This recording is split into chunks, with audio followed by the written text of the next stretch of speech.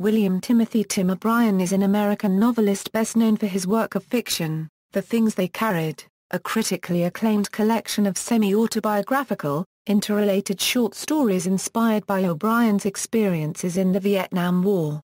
In addition, he is known for his war novel, After Cacciato, also written about wartime Vietnam. O'Brien has held the endowed chair at the MFA program of Texas State University San Marcos every other year since the 2003 to 2004 year. Life and career. O'Brien was born in Austin, Minnesota. When he was 7, his family, including a younger sister and brother, moved to Worthington, Minnesota. Worthington had a large influence on unregistered trademark Brian unregistered trademark's imagination and early development as an author. The town is located on Lake Ocabina in the western portion of the state and serves as the setting for some of his stories, especially those in the novel The Things They Carried. He earned his BA in political science from Macalester College, where he was student body president, in 1968. That same year he was drafted into the United States Army and was sent to Vietnam, where he served from 1969 to 1970 in 3rd Platoon, Company A, 5th Battalion, 46th Infantry Regiment. He served in the division that contained a unit involved in the infamous My Lai massacre. O'Brien has said that when his unit got to the area around My Lai, we all wondered why the place was so hostile. We did not know there had been a massacre there a year earlier. The news about that only came out later, while we were there, and then we knew. Upon completing his tour of duty, O'Brien went on to graduate school at Harvard University and received an internship at the Washington Post. His writing career was launched in 1973 with the release of If I Die in a Combat Zone, Box Me Up and Ship Me Home, about his war experiences. In this memoir, O'Brien writes, "Can the foot soldier teach anything important about war, merely for having been there? I think not. He can tell war stories." While O'Brien insists it is not his job or his place to discuss the politics of the Vietnam War, he does occasionally pass some basic commentary. Speaking years later about his upbringing and the war, O'Brien called his hometown a town that congratulates itself, day after day, on its own ignorance of the world, a town that got us into Vietnam. The people in that town sent me to that war, couldn't spell the word Hanoi if you spotted them 3 vowels. Contrasting the continuing American search for U.S. mere POWs in Vietnam with the reality of the Vietnamese war dead, he calls the American perspective a perverse and outrageous double standard. What if things were reversed? What if the Vietnamese were to ask us, or to require us, to locate and identify each of their own MIAs?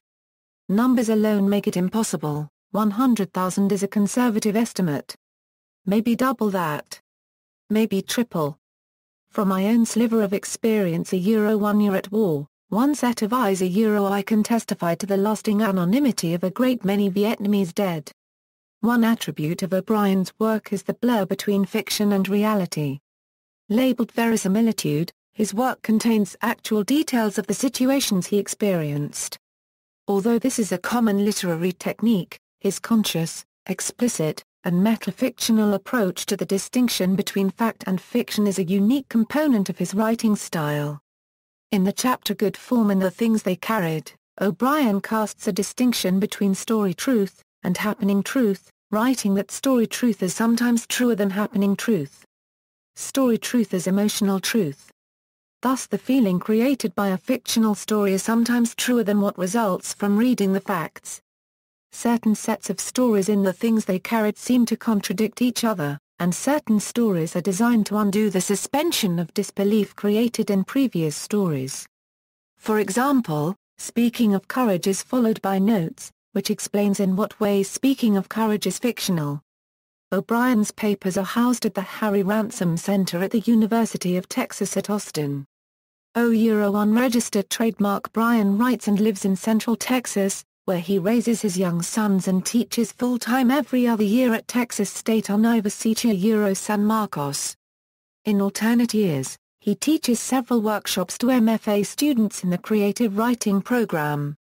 Awards and honors. O'Brien won the 1979 National Book Award for Going After Cacciato. His novel In the Lake of the Woods won the James Fenimore Cooper Prize for Best Historical Fiction in 1995. In August 2012, O'Brien received the Dayton Literary Peace Prize Foundation's Richard C. Holbrook Distinguished Achievement Award.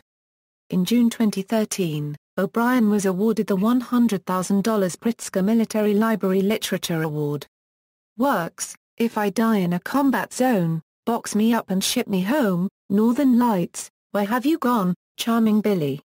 Going After Cacciato, ISBN 9780385283496, The Nuclear Age, ISBN 9780394542867, The Things They Carried, ISBN 9780618706419, In the Lake of the Woods, ISBN 9780140250947, Tomcat in Love, July.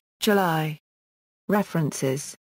External links: Exchange with Tim O'Brien at Rutgers University, site dedicated to O'Brien's literature, Tim O'Brien video interview, on Big Think, interview with Tim O'Brien at www.beyondthemargins.com, interview with Tim O'Brien at wiredforbooks.org by Don Swem, online discussion of the things they carried at www.booktalk.org, Tim O'Brien papers at the Harry Ransom Center, University of Texas at Austin, Tim O'Brien at Writers Reflect, Ransom Center, Danbury, Connecticut Communities The Things They Carried site, which was selected as the One Book, One Community selection for 2010.